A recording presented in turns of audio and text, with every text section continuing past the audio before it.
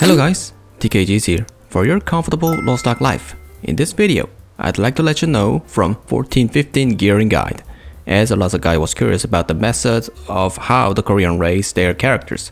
So I thought it'd be great to share the tips and guides of Korean community. Now follow me, I'll show you what you need. Let's start from the most basic part, gear. If you made it to 1415, your character status will be like this, Argos plus Legend or Relic accessories. From 1415, it is time to get real. Why? Because the main contests of the LostArk start from here. Yes, the region raid. Currently, region raid at the full raid, Fulton, Fucus, Krakow, and Belshaza. If you're playing in the KO, Arkan.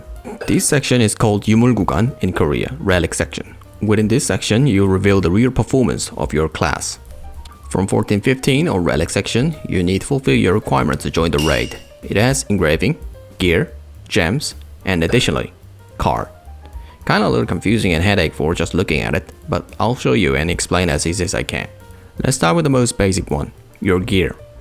Item level of yours is more like a ticket for entering the raid. Each of the raid has a certain cut line for entering the raid, just like this.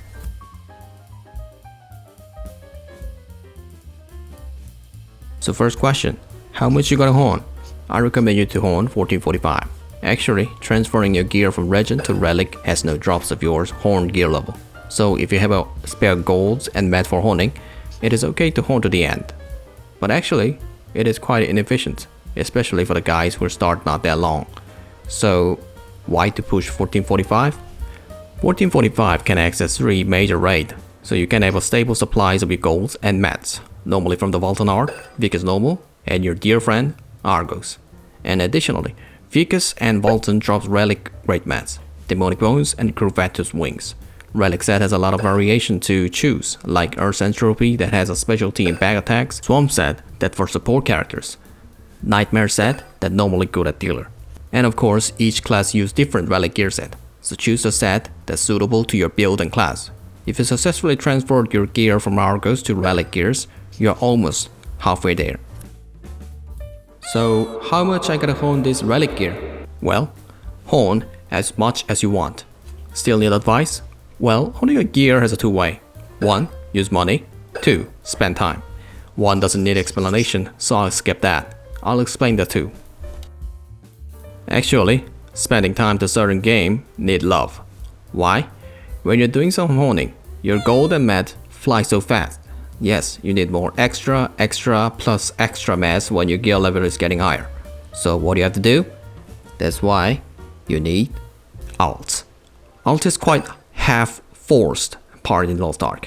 Smilegate also wear this part and give like pass in some seasons, which gives quick boost for raising characters. Have you ever heard LostArk?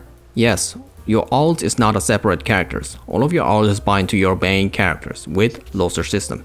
So gold, mats or collectibles is all shareable in LostArk wide.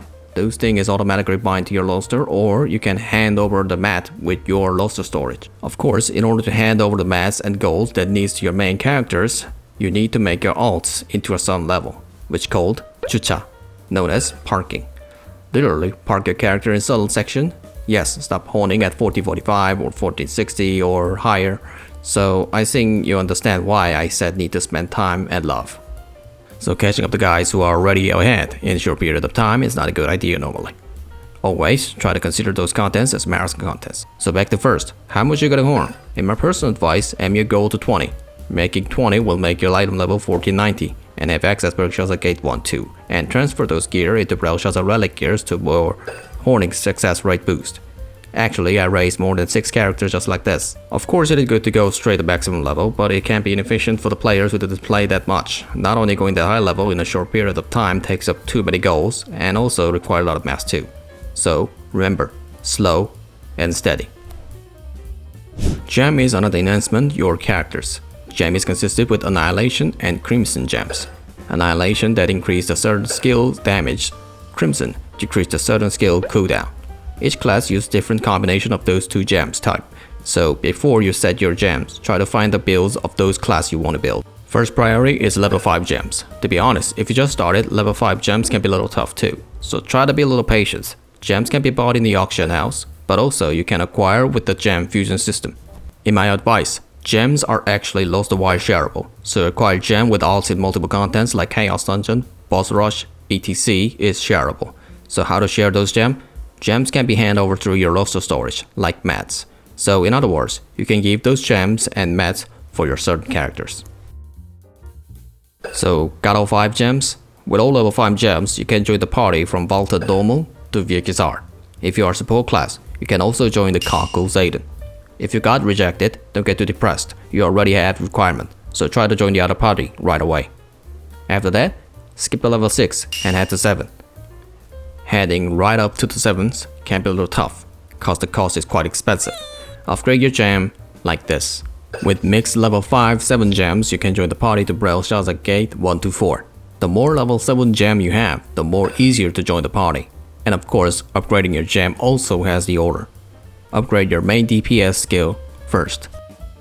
Card is additional contents to make your character stronger.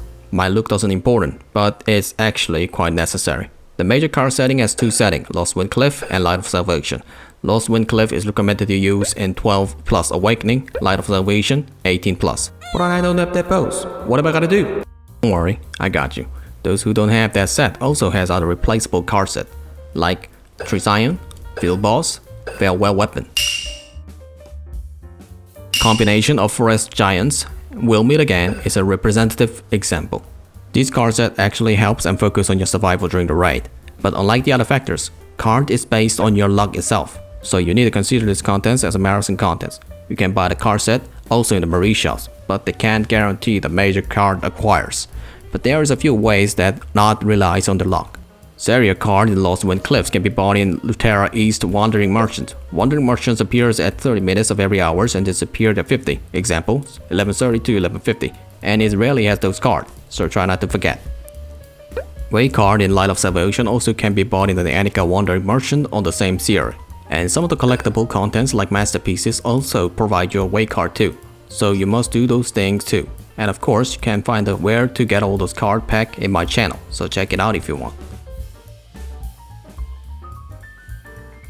Now the last part, engraving, the most basic and unique own system of the LostArk. Starting from the basic mechanic, each engraving has a 15 slot. Every 5 of those diamond filled, you get level 1. Filling up those 15, you'll get level 3. The 3 in 4-3 and 5-3 setting means that you have 4 level 3 engraving and 5 level 3 engraving. Unlike the other contents has only 1 factor to consider, engraving has a combination of 3 contents. Engraving book can be put in your character status screen and represent as a 2 slot here. Reading engraving book has a 4 stage. You can fill up maximum 12 while reading legendary engraving books. Mostly, reading common engraving helps your LostArk journey. Groot, Cursed, Hitmaster is mostly read. Why? These common engraving is also roster-wise shareable. If you already read expensive engraving, you can use it in the roster-wise characters. So it is expensive, but worth it. So as I mentioned, this 2 slot mostly filled with 1 common engraving and 1 class engraving. Why? Let me show you. The accessory 1 class engraving option are normally expensive than you expect.